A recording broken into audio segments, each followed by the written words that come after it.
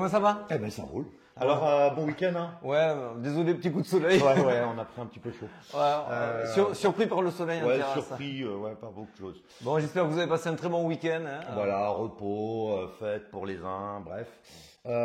N'hésitez pas de nous activer la petite cloche. Oui, Hein, ça fait toujours plaisir de vous lire, de Très répondre bien. à vos commentaires. Surtout qu'il y a un dossier qui va suivre sur les bots de trading, on vous les avait promis. On l'avait oublié. On la l'avait dernière oublié, fois. oui, oui. Bon, voilà. Ça sera fait. Exactement. Alors cette semaine, on va vous parler du problème des banques. Ouais. On va vous parler d'un possible retracement à 25 000 sur le Bitcoin. Est-ce que ça remet des choses ou pas en cause? Voilà, exactement. On va le savoir tout de suite. Allez, on lance. C'est parti. Alors, qu'est-ce que nous voyons? Alors d'abord, écoute, on a les gros, la XRP, Litecoin qui tiennent la barre.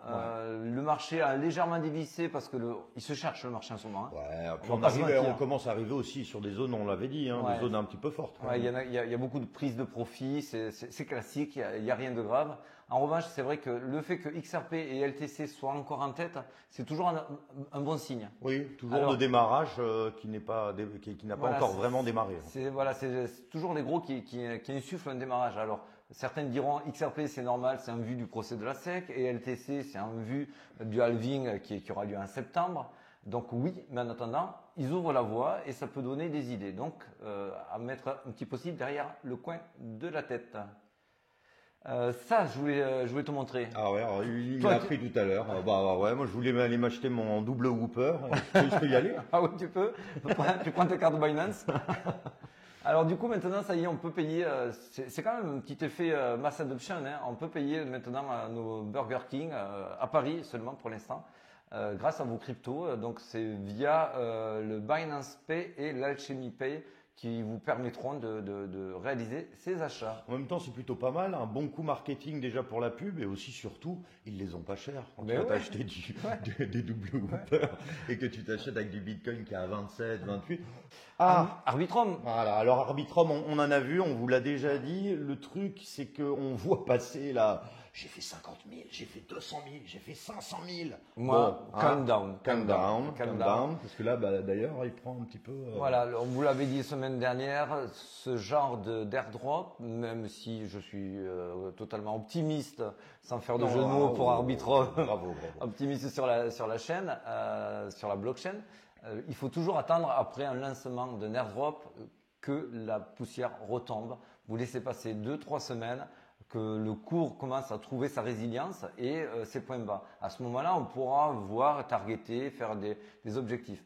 Pour l'instant, c'est super risqué. Après, si vous êtes joueur, comme on avait dit semaine dernière. Exactement. Inch'Allah. Après, c'est vrai, faites vos propres recherches parce qu'en regardant un petit peu, tout n'est pas beau chez Arbitrum. Ouais. Bref.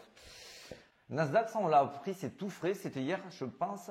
Et en fait, c'est une adoption qui va être faite sur les cryptos. On va pouvoir bientôt trader sur le Q2 avec le Nasdaq. C'est bien, ça remet de l'eau à notre moulin. Exactement, mass adoption, la finance traditionnelle qui nous apporte un petit peu de. Exactement. Il faut savoir que si ça ruisselle un petit peu l'argent du Nasdaq vers la crypto, ça va vraiment faire exploser la cryptosphère. Ça c'est un fait. Bon, la contrepartie, ça entraînera ce que tu me disais. Un petit peu de, plus de régulation, on va plus vous observer, etc. Mais bon, c'est le prix à payer. Ouais, exactement. Alors là, il y a eu quand même beaucoup, je sais même pas. Alors on va attaquer le gros du sujet. Les banques, elles en sont où? Qu'est-ce qui se passe? Alors on voit que le FMI est très inquiet pour la crise bancaire. L'incertitude reste exceptionnellement élevée selon la directrice du FMI. C'est le cas, on va pas se mentir. Vous avez les marchés qui ont dévissé vendredi. On va attendre de voir comment ça se comporte. Mais s'il n'y a pas d'annonce majeure, j'ai peur que ça continue à dévisser. Il va falloir vraiment une grosse aide, de grosses annonces des banques centrales encore pour assurer tout le monde. On voit aussi... Joli, il a fait un très beau coup.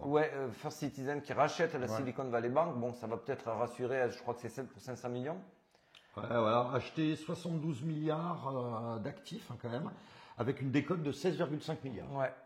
Alors tout ça va pas suffire pour amener du PEPS à la Deutsche Bank qui est vraiment en PLS. La Deutsche Bank, c'est la première banque européenne. Je pensais que c'était une des plus grosses banques européennes. J'ai fait mon petit travail ce week-end. C'est la plus grosse banque européenne. c'est quand même pas rien. Est-ce que c'est aussi peut-être un petit peu pour déstabiliser aussi l'Europe? Parce que là, bon, après, on va un petit peu plus loin. Hein. Je pense qu'il risque beaucoup trop là. Ouais, Donc, c'est vrai aussi. honnêtement, tu t'amuses pas à déstabiliser ta banque principale, sachant que tous les autres marchés dévissent.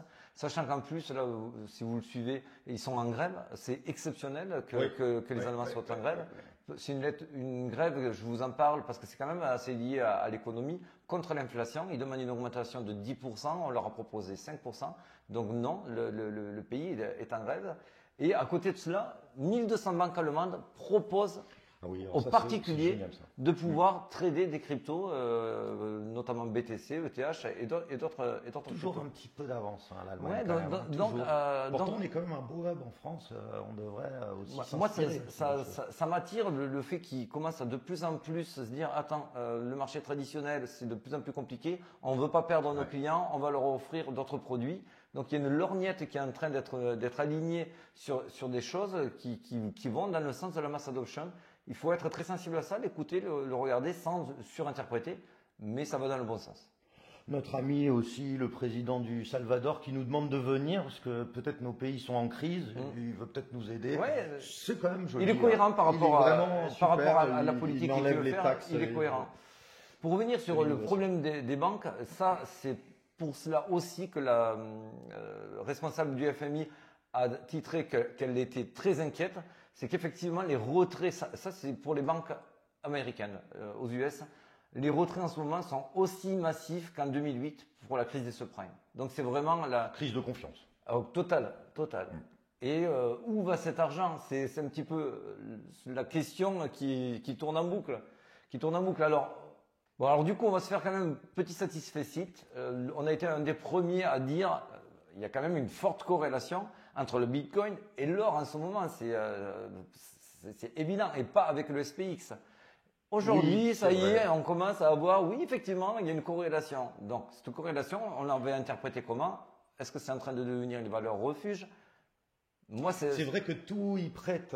C'est vrai qu'on voit que crise bancaire, crise de défiance, etc., ça amène le fait que, où je mets mon argent? C'est ça. Il faut bien qu'on le mette quelque part. C'est ça. Donc, à part l'or, Bitcoin, tes obligations, ça peut devenir intéressant. Avec toutes ces mauvaises nouvelles, le Bitcoin ne devrait pas être là. Avec toutes ces mauvaises nouvelles, et on devrait être à s'inquiéter, comme pour le SPX, pour le SP500. Vous savez, c'est les valeurs américaines. Petit point quand même, c'est pour ça que vous voyez les marchés qui se cherchent. Vendredi, c'est le core CPI. Donc c'est l'inflation aux États-Unis. C'est peut-être ce qui va donner le là sur le terminal rate du FOMC, de dire ça se calme, on va apaiser les taux, etc. C'est bon, on part sur le plateau. Mais voilà, il faut toujours avoir à l'esprit vendredi, attention, ça peut peut-être secouer ou pas. Allez, maintenant l'analyse du Bitcoin. C'est parti. Alors, ceux qui sont sur les réseaux sociaux, vous avez dû le voir. J'ai hésité à le tweeter ce week-end. Pour moi, c'était pas utile parce que ça va pas changer la donne. Aujourd'hui, effectivement, on a une formation diamant. Alors, on en voit rarement. C'est vrai, on en voit rarement, mais ça y est, je vois, tout le monde en parle. Je suis pas très fan de cette pattern, mais apparemment, elle est très puissante. C'est pas ma petite préférée, mais bon. Alors comment elle fonctionne cette pattern? Je voulais dessiner. Il est assez beau le diamant. Même si ici il n'est pas coupé exactement comme l'aimerait, mais bon, il faut savoir qu'un pattern n'est jamais exactement dessiné comme vous l'aimeriez. Donc en fait, on prend la hauteur ici et je voulais reporter à la cassure et ça nous amène effectivement, on vous en avait parlé sur des vidéos antérieures, à une zone d'imbalance qui avait été identifiée, qui est entre 25 et 25 600. Donc il y a un trou dans la value aussi, c'est le dollar que je vous ai mis ici, d'ailleurs, je vais vous le mettre ici. Voilà, donc là vous avez quand même du sens, ça fait sens d'y aller puisque vous avez ce trou dans la value, vous avez l'imbalance, vous avez la pattern qui vous indique normalement que la cassure, si ça casse vers le bas, ça y va. Et même si on... Puis moi, personnellement, j'aimerais bien le voir, parce qu'en fin de compte, ça va attirer énormément de shorters. Ils vont se dire, c'est l'heure maintenant. Bien sûr. Et on voit qu'il y a un gros pic de liquidité, justement, qui est aux alentours des 25 26 000 ici, à aller venir chercher. Donc oui, ça fait sens. Pour moi, c'est pour ça que je vous ai mis un rebond. Là, on ne sait pas. On va dire quoi? Toi, t'en penses quoi? Moi, je suis 50-50. Là, je ne peux pas savoir. Je ne peux pas prédire l'avenir. Très sincèrement, aujourd'hui, on est vraiment sur du 50-50. Là, vous avez la pattern diamant. Mais bon, on est sur un triangle aussi. Et quand on est sur une tendance haussière, quand on sort de triangle, Normalement, c'est plutôt En vers le haut, haut. oui, Donc, en fait, aujourd'hui, les gens peuvent voir ce qu'ils ont envie de voir. C'est pour ça que souvent, on vous dit sur la technique, soyez prudent quand vous avez des éléments qui sont un petit peu controversés. Et d'ailleurs, j'ai bien aimé tout à l'heure, avant de préparer l'émission, quand tu m'as dit, est-ce qu'on ne dézoomerait pas un peu? Oui, tout à fait. On va y venir en dézoomant. En tout cas, juste avant de dézoomer, je voulais vous indiquer qu'effectivement, si ça casse vers le bas, il y a de fortes chances d'aller jusqu'au 25, d'aller remplir ce trou-là. Et pour nous, ça reste haussier, on repart à la hausse, retester les plus hauts. Donc vous en avez un aux alentours des 29. Après, vous aurez la zone des 30-32 qui sera très dure à passer également. Mais pour nous, ça reste dans ce sens-là. En revanche, si on n'y va pas et qu'on fait un fake out et qu'on va attaquer direct en haut, plus on ira au-dessus des 29 000 et 30 000, et moins on aura de chances d'aller venir travailler cette zone d'imbalance. C'est pour ça qu'il ne faut pas tout vendre ou quoi que ce soit et tout miser sur cette zone d'imbalance. À part si vous êtes des traders, si vous faites des mouvements, etc. Mais pour des gens, on va dire un peu plus long terme, même moyen terme, il ne faut pas tenter le voilà, moi, je me suis accordé le fait de rallonger un petit peu mon long si on arrive ici. Voilà, c'est tout simplement. Mais comme je vous le redis, si on part direct vers le haut, cette probabilité va diminuer dans le temps. Donc en dézoomant, effectivement, on en est où si on dézoome? Si on dézoome, là, chaque bougie est un mois. On est sur du mensuel. Je vous ai mis la ligne ici qui était celle des 21 500. Non, c'était 25 000, pardon. Donc c'est ce fameux trou dont on parle. Exactement. Donc pourquoi je vous ai mis cela? Parce que ça veut dire qu'effectivement, après des très fortes hausses comme ça, un retracement à 25 000, c'est pas idiot. Mais regardez-le de manière dézoomée. Si on descend à 25 000 ici, est-ce qu'on passe bearish? Non. On est toujours, bien sûr, haussier. On passerait bearish, moi je pense, si on attaque les 20. Si on commence à aller un peu plus bas. Le bon, là, exactement, 25. Exactement. Et ça serait juste retardé. Donc, n'ayez nulle crainte tant qu'il n'y a pas d'événement majeur, de données catalysantes très négatives. Aujourd'hui, le marché, pour nous, est haussier. Bien sûr, il y aura des retracements comme dans toutes les hausses, ça ne monte pas en ligne droite to the moon. Heureusement, d'ailleurs. Heureusement. Et je voulais, ça c'est vraiment bien. Je voulais finir avec cela. Donc, ça, c'est la MA50 en weekly sur le Bitcoin. Tout ça, c'est le tracé du Bitcoin depuis 2012 jusqu'à 2023 en logarithmique. Et qu'est-ce qu'on voit? Ça, c'est très intéressant. On voit que la fameuse moyenne mobile 50 semaines, puisqu'on est en semaine, à chaque fois que le cours du Bitcoin passe au-dessus de cette moyenne, c'est pas un rallye, c'est un bull run.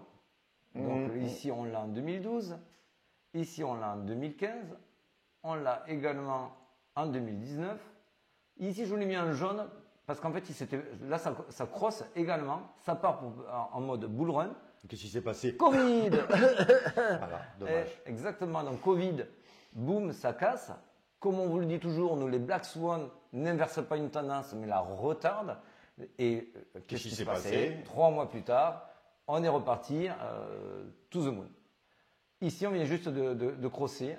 Donc, c'était c'était début janvier. On a crossé début fin janvier. Voilà, exactement, pour être précis. On crosse. Donc, si pour nous, il n'y a pas un Black Swan, la tendance est lancée. Moi, je pense beau potentiel, c'est vrai, avril. Il y a beaucoup de news. Alors, c'est vrai que beaucoup de news de gros protocoles. Est-ce qu'ils savent quelque chose que nous ne savons pas, etc. Pourquoi ils prévoient ces news qui étaient déjà prêtes il y a quelques mois et qui sont lancées là, à partir d'avril? On verra bien. Donc tout ça fait que soyez tranquilles, passez une bonne semaine. Ouais. Les choses ne sont pas si catastrophiques. Exact. Si ça va à 25 000, c'est pas catastrophique. Non. Du tout. Non. C'est même des bonnes opportunités si vous avez encore de quoi rebaguer. Ouais. N'hésitons pas. Sur ce, on vous la souhaite bien bonne. Allez, ciao les amis. Ciao les amis. Bye.